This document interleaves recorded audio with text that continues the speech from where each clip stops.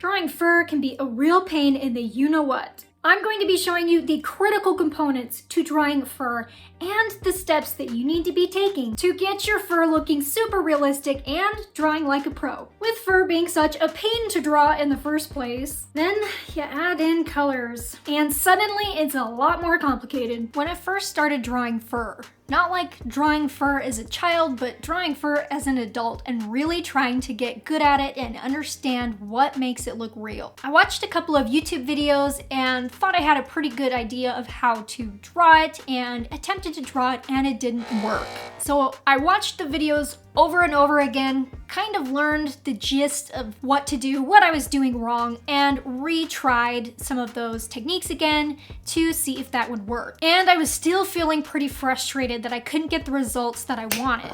So I kind of stopped watching the videos and just decided to try and practice and do my own thing to try and get it right. And eventually I just did. I finally figured out how to draw realistic fur. Now, of course, I picked up a thing or two from watching those couple of videos on how to hold the pencil, some of the different lead hardnesses to use, and just an overall technique of how to get a realistic look to your fur. But ultimately, those videos really weren't that helpful. And that's because they weren't really in depth about how to do things. And what I discovered is that it isn't as complicated as I thought it was. It really just boils down to trying to memorize those specific patterns and just repeating those. And then of course, just repeating those same steps for each color. So what is it that you need to do to start drawing realistic fur? Now there are different fur types, of course, that have different techniques that you need to do, but in this video, we're primarily going to be talking about the common short fur or short to medium length. And I'm gonna show you exactly how to do that, step by step and stroke by stroke.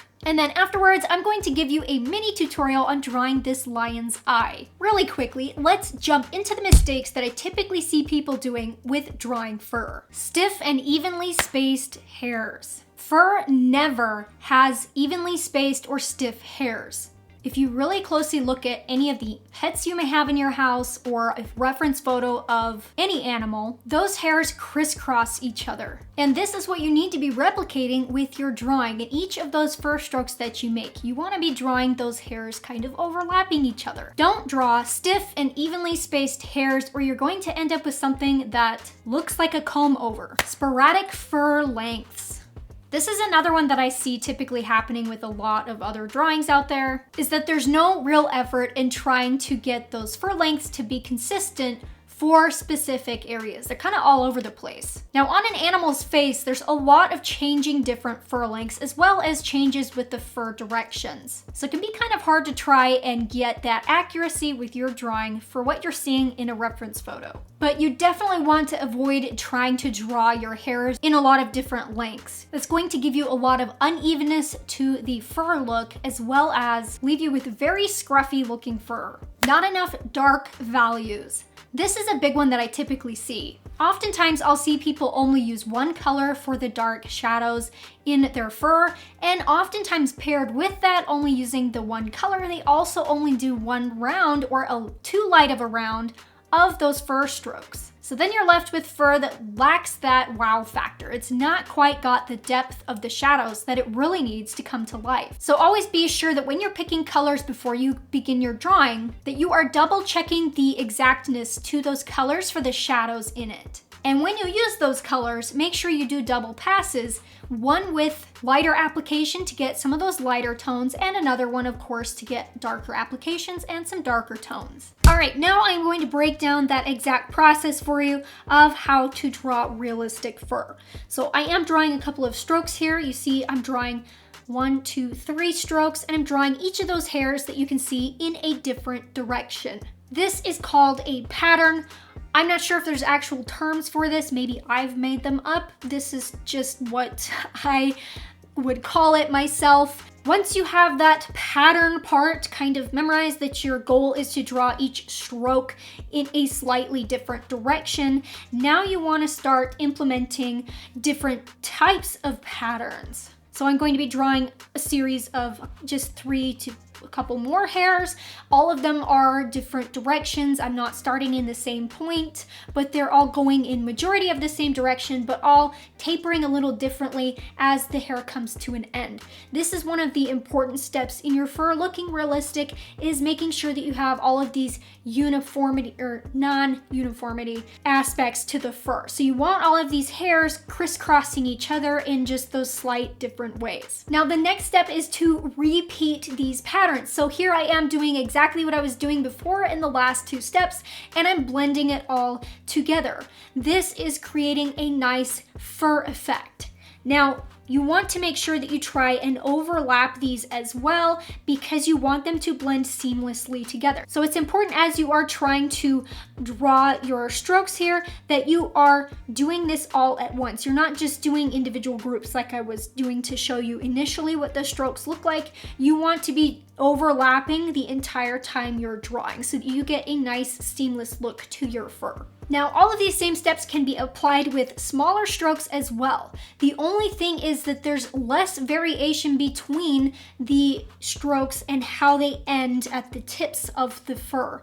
So they'll look a little more stiff than the flowy longer strokes there, but you need to apply the same principles no matter how the length of the hair is.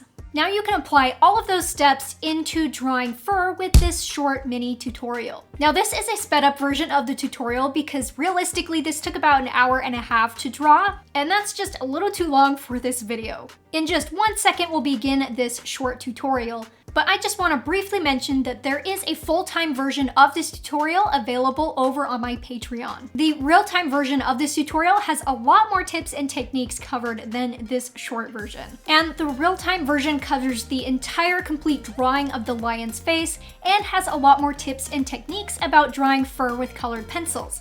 It also comes with a downloadable reference photo for you to work from, a materials list, and a color sheet to help you choose colors.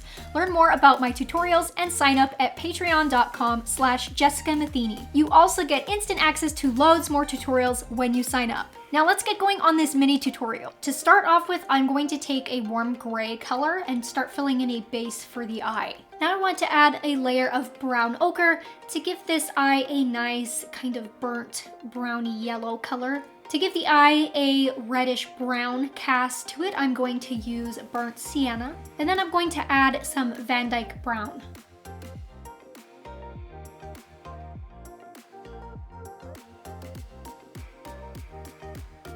Now I'm going to go ahead and blend this out using odorless mineral spirits, and I believe this is a number 1 brush. I'm now going to add in some light ultramarine to give the highlights of the eyelid a blue cast to it. I'm also going to add some deaf blue over that because it is important to give a little bit of a purpley hue to these blue colors for the highlights. And now I want to start working in the base for the shadows around the eye, and to do this I'm going to start off with some Van Dyke brown.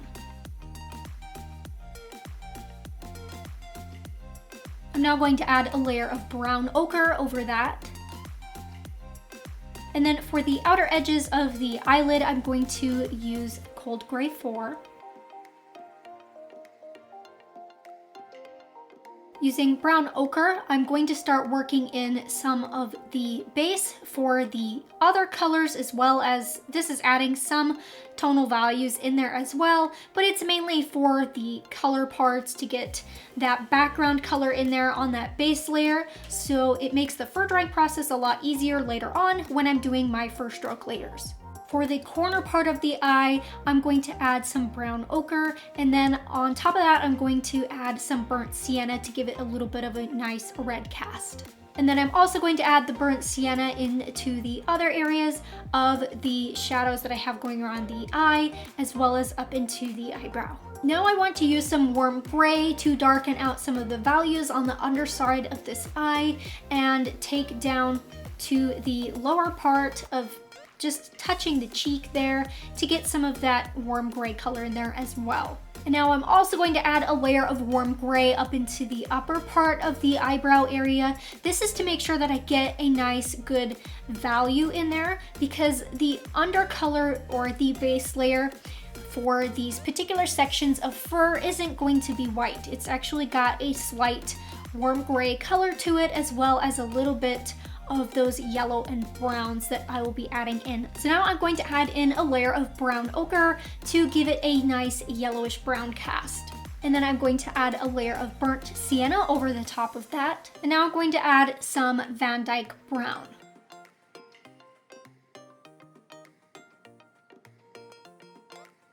I'm going to go ahead and blend all of this out now using odorless mineral spirits and a number 3 brush. The reason for me using a number 3 brush and not some other type of brush is because I want to stick with using gold Taklon for this, because it's a stiffer brush and that's going to give me a little bit of unevenness with my blend, which actually will kind of help me with the fur process in the end and push around those pigments a little more unevenly than a softer type of brush would. While all of that is drying, I'm going to go ahead and block in where my really dark shadows are going to be with black. Now this is just the first layer of black, so I'm trying to get a thick application, but I'm not pressing very hard because I just want a thorough layer. I'm going to add more over the top of this later.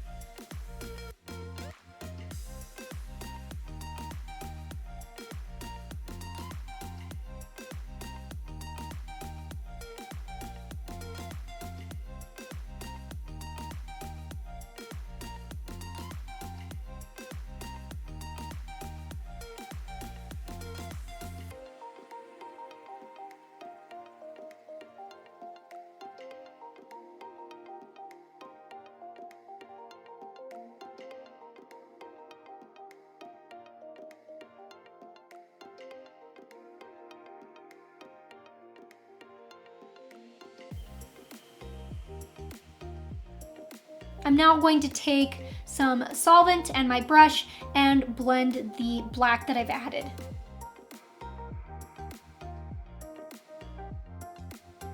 So for this actual eyeball, I am going to take some walnut brown and get some of those darker brown colors in there. And I'm going to particularly focus this on the upper area of the eye where it's a little more shaded. Here I'm just going to be adding some fur stroke layers, starting with brown ochre. Now I'm going to be adding some fur strokes with walnut brown.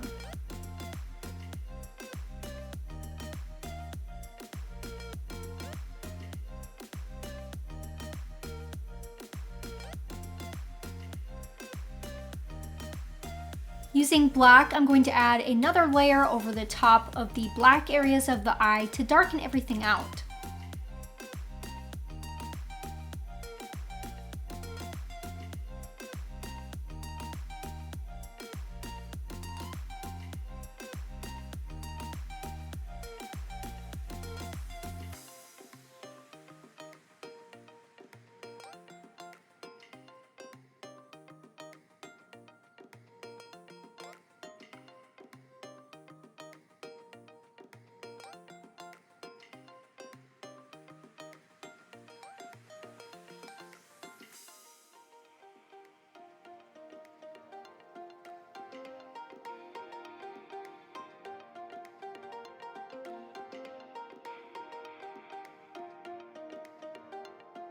I'm going to add some brown ochre now into the eyeball to give it more of that yellowish brown cast. And now I'm going to add some burnt sienna because I want to make sure I get enough of that red-brown color in there. And I also want to add some Van Dyke brown to make sure I get enough of a good, just regular brown color.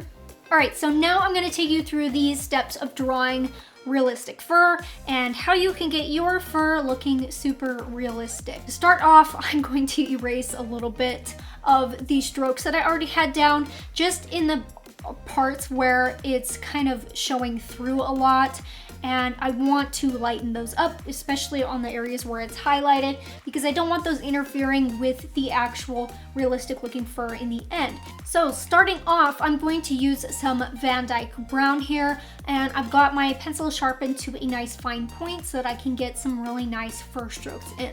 Now I'm going to draw a little section of fur here just to give you kind of an idea of exactly how this looks, and then I'm going to be breaking down in just a couple of minutes exactly what I'm doing, all the steps that I'm taking, and how you can apply it with your drawing.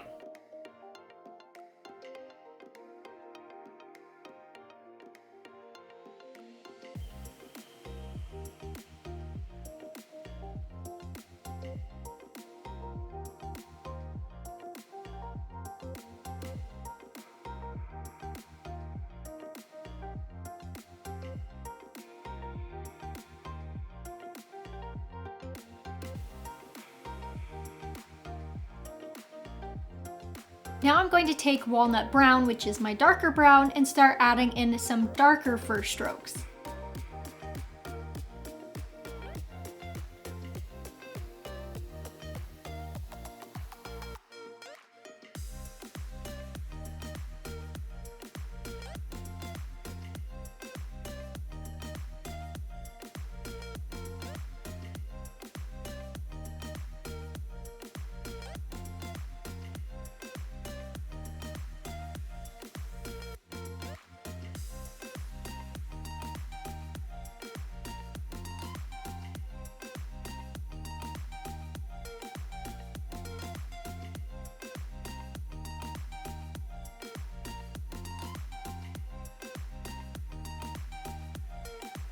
I'm going to use black now to add in the really dark shadows for the eyelashes of the eye. It's not really the fur, but I want to make sure I get this in and try and build that up.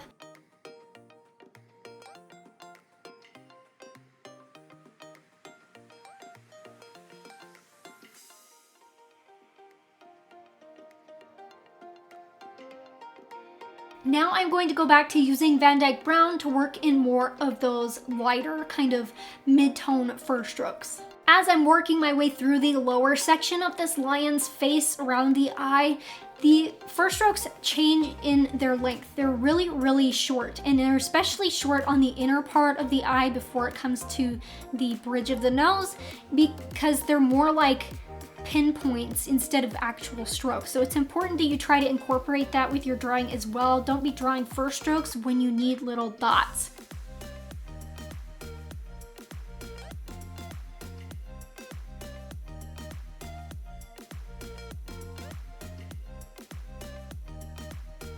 Now I want to add in some darker fur strokes using Van Dyke brown. Using walnut brown, I'm going to start working in some of the much darker fur stroke layers, also known as the shadow fur stroke layers. Using Van Dyke brown, I'm going to add in some very subtle brown shadows to the fur underneath this eye. Now I'm going to use black for the very edge of that eyelid where it blends into the start of the fur. And now I'll be adding some finishing touches. Get access to the full version of this Lion Eyes tutorial and level up those drawing skills of yours by signing up for my real-time tutorials on Patreon. You will learn all kinds of drawing tips and techniques with colored pencil, graphite, and soft pastel. Learn more and sign up by clicking the link on the screen here. Thanks so much for watching. See you in the next video.